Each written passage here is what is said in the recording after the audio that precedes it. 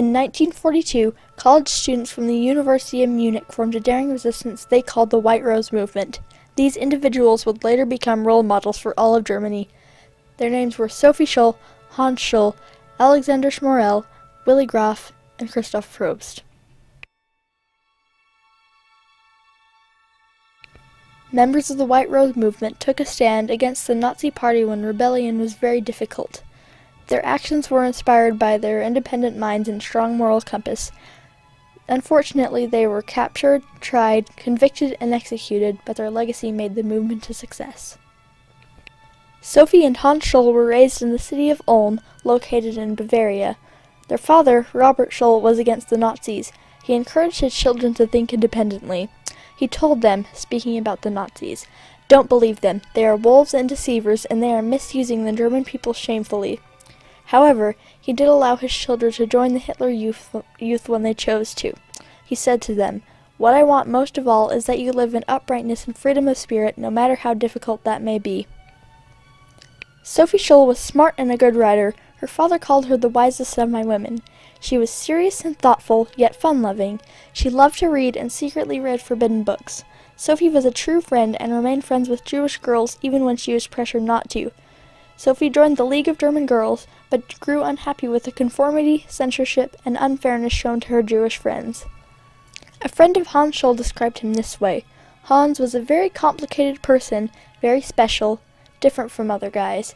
He saw different possibilities. On top of everything, Hans had no fear. He had no sense of danger." Hans Scholl was very popular in the Hitler Youth. He became the leader of a group of 150 boys. Hans wanted his group to have a sense of individuality, so he had the boys design a flag for their squad. In a rally, he let a 12-year-old boy carry the flag, as well as the Nazi flag. Another leader came up and demanded that they hand in their flag. The boy resisted. The leader yelled at the boy and tried to yank the flag from his hands. In his defense, Hans came up and slapped the leader. This had him immediately stripped of his rank. Disillusioned, Hans quit the Hitler Youth.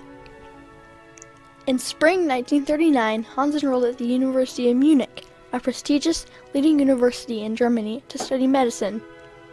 At the university, he made friends with other students, Willy Graf, Alexander Schmorell, and Christoph Probst. Hans, Willy, Alexander, and Christoph started meeting to discuss poetry.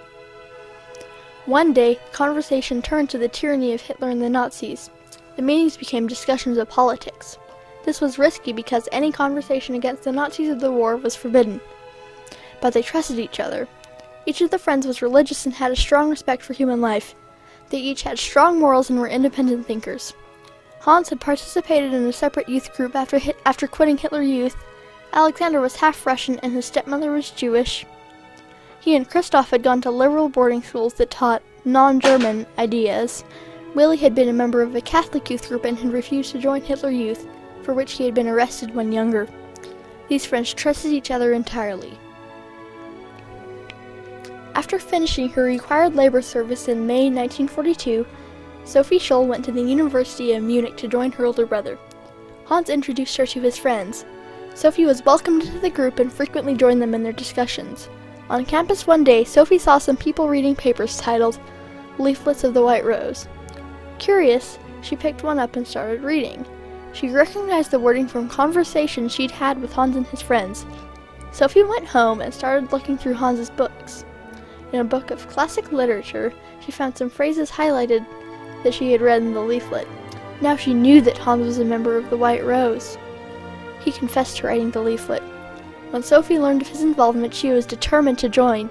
Together, the members of the White Rose wrote 6 leaflets that discussed the atrocities of Hitler's regime, shamed the German people for not standing against it, and called for passive resistance against the Nazis. For example, in the second leaflet they wrote, "Up until the outbreak of the war, the larger part of the German people were blinded. The Nazis did not show themselves in their true aspect.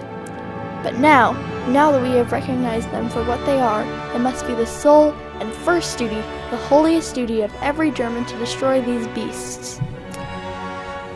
The first 4 leaflets were printed and distributed in June and July 1942. They made thousands of copies of the leaflets in a dark art collector's basement using a mimeograph machine borrowed from a friend. Then, Hans, Alexander, Willy, and Christoph went to serve as army medics on the Russian front. They were troubled by the horrible things they saw there. After that summer, the medics returned to Munich. There, the members of the White Rose worked to expand their movement to other cities. They traveled by train to Hamburg, Saarbrücken, Berlin, and Ulm, where they mailed leaflets from and to many different locations. The fifth leaflet, titled A Call to All Germans, was edited by Kurt Huber, their favorite philosophy professor at the University of Munich. This leaflet was printed in larger numbers than the first four were. Huber joined the group and began participating in their meetings and plans. After 330,000 Germans died in Stalingrad, Huber asked to write the sixth leaflet, in which he discussed the horrible waste of life. Late at night, Hans, Alexander, and Willy painted anti-Nazi slogans on the sides of buildings at the University of Munich. Taking a stand and speaking out like the members of the White Rose did was very dangerous. It would have been very difficult, actually. Everybody was kind of watching everyone else. Children were encouraged to turn in their parents.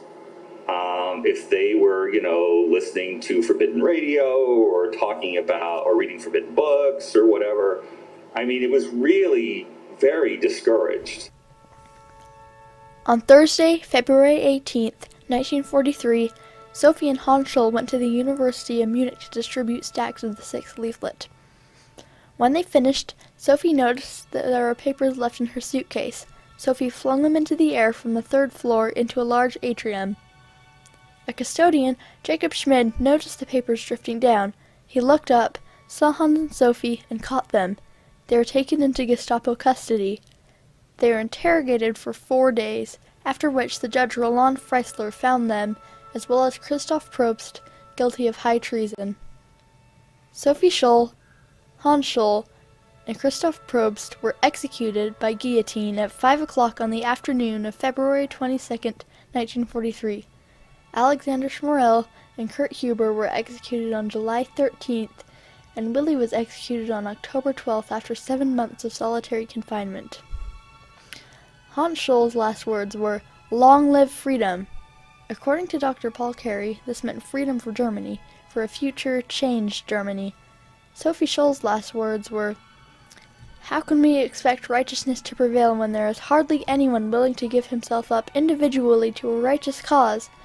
Such a fine sunny day and I have to go, but what does my death matter if through us thousands of people are awakened and stirred to action?" Willy Grof's last words were, "They shall continue what we have begun." Taking a stand in Nazi Germany was not a thing very many people would be able to do. So why did they do it? Why did they resist? They felt that what they were doing was so important that they were willing to take the risk. Shortly after the Scholl siblings were executed, slogans appeared on the walls of the University of Munich. They said, "Scholl lives! You can break the body but never the spirit." No mass rebellion was ever started, but the leaflets continued to circulate and spread throughout and beyond Germany to other countries. In late 1943, Allied planes dropped thousands of copies of the sixth leaflet written by Kurt Huber over Germany. It was titled Manifesto of the Students of Munich. The effect of the White Rose spread across the world. Thomas Mann, a German reporter living in America, said the following in a radio broadcast: "Good, splendid young people, you shall not have died in vain, you shall not be forgotten." Many memorials have been built in Munich to honor the White Rose. The White Rose movement means to Germany that, in that time, there were people who were willing to stand up against the Nazis when most people wouldn't. People who would dare to do that, even knowing the consequences. They serve as an example for all of Germany, the nation of poets and thinkers, and for the rest of the world that it's okay to be different, to be the person who steps up and says that something is wrong and we need to fix it.